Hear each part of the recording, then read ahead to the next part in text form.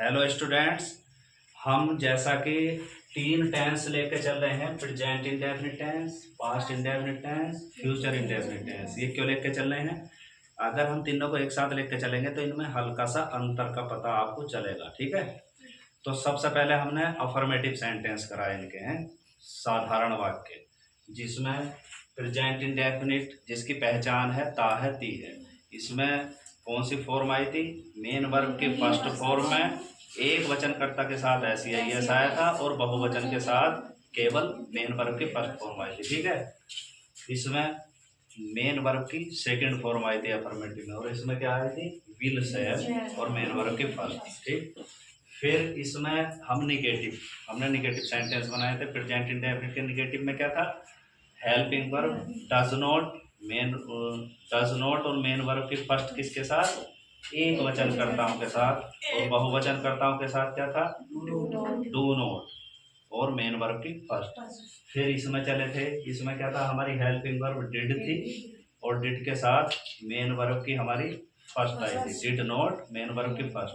और इसके निगेटिव में क्या था? Will not, shall not. अच्छा, शैल नॉट किसके साथ आया था? आई और बी के साथ। ये मैंने लिख दिया इसमें भी, शैल किसके साथ आता? आई और बी के, बाकी सबके साथ विल नॉट निगेटिव में थे। फिर हमने क्या वाले वाक्य बनाए, यानी कि जिन वाक्यों के शुरू में क्या शब्द हो, जिन वाक्यों के शुरू में क्या शब्द आए तो उनमें क्या क्या अंग्रेजी रखते नहीं, और हेल्पिंग वर्ब इन टेंसों की सबकी आगे थी। ठीक है, आज हम क्या करा रहे हैं? WH टाइप क्वेश्चन है, तो ये भी इंटेरोगेटिव सेंटेंस है। क्या है ये? प्रश्नवाचक है। अभी इन्हें सबसे पहली बात WH टाइप क्यों कहते हैं? क्योंकि देखो ये WH इनमें सब में ही है शुरुआत में, इसलिए इस परिवार का नाम क्या रख दिया? WH टाइप, बस और कुछ नहीं। H भी है इसमें, H से भी शुरू हुआ है। WHO हु भी है इसमें, और बहुत सारे हैं, लेकिन हु का अलग है तरीका, उसे बाद में समझाएंगे। ठीक है, तो ये क्या हो गया? व्हाट मीन्स क्या, व्हाई मीन्स क्यों, व्हेन मीन्स कब, हाउ मीन्स कैसे, वेयर मीन्स कहाँ। तो ये वाले क्वेश्चन वर्ड हर टेंस में तुम्हें इसमें प्रेजेंट में भी लगाने हैं, तुम्हें पास्ट में भी और फ्यूचर में भी। ठीक है, तो ध्यान से समझेंगे। अब इसकी स्ट्रक्चर क्या है? जब क्वेश्चन वर्ड बीच में होता है हिंदी में प्रश्नवाचक, तो उसकी अंग्रेजी हम रखते हैं सबसे पहले। ठीक है, तो सबसे पहले हम इसकी अंग्रेजी रखेंगे क्वेश्चन वर्ड की, उसके बाद हम हेल्पिंग वर्ब यानी कि प्रेजेंट का कर्ता अगर एक वचन है तो क्या रखेंगे? डज, फिर उस कर्ता को रखेंगे, और उसके बाद मेन वर्ब की फर्स्ट आए। ठीक, फिर ये क्वेश्चन वर्ड कहाँ ले जाएंगे? पास्ट इंडेफिनिट, यानी कि पास्ट इंडेफिनिट क्वेश्चन वर्ड, फिर इसकी हेल्पिंग वर्ब क्या है? डिड, और फिर कर्ता लेंगे, और फिर मेन वर्ब। ठीक है, मेन वर्ब की फर्स्ट।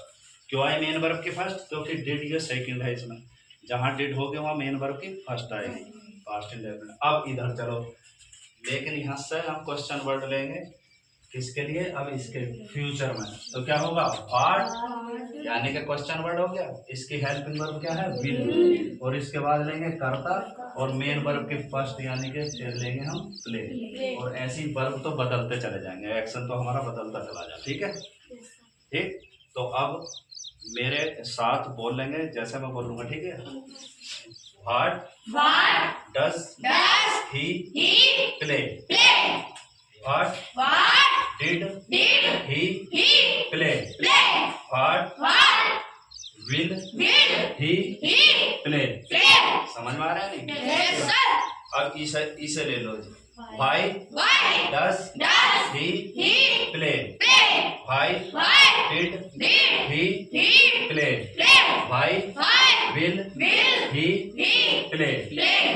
इसे ले लो। When does he play, when did he play, when will he play. How does he play, how did he play, how will he play. अब वेयर से लिखो, where does he play, where did he play, where will he play. इसके बाद अब हम दूसरी verb ले लेंगे, या तो प्ले यानी कि दूसरी वर्ब क्या, थ्रो है। तो इसे चलो थ्रो को लेंगे, व्हाट डस ही थ्रो, यानी ले लेंगे TH, इसे लेके चलेंगे। हम दोबारा बोलो, what does he throw, what did he throw, what will he throw. अब क्या भाई चलेगा ना, हाँ, भाई डस ही थ्रो, भाई डिड ही थ्रो, भाई डिड ही नहीं, भाई विल ही और थ्रो। ठीक है, इसी तरह से हम सब बना लेंगे। ये सब क्वेश्चन वर्ड हर एक वर्ब में आने चाहिए। ठीक है, कितने बहुत सारे सेंटेंस बन जाएंगे। इसी तरह से आपको बिल्कुल इत्मीनान के साथ घर पे प्रैक्टिस करनी है, बोल बोल के बनाएंगे। ठीक है, और बताऊं, चलो फर्स्ट ये देख लो बहुवचन से, नहीं इसमें तो ये ले लो, how do I throw, how did I, इसमें तो सब चलेगा, how did I throw, how, अब इसमें देखो आई लेंगे हम तो क्या होगा, तो हाउ शैल आई थ्रो। अगर इसमें बी लेंगे तो हाउ शैल वी थ्रो, इसलिए अलग लिख दिया, इनके साथ आई और वी के साथ शैल आएगा। ठीक है, जहां जहां कंफ्यूजन हो हुआ।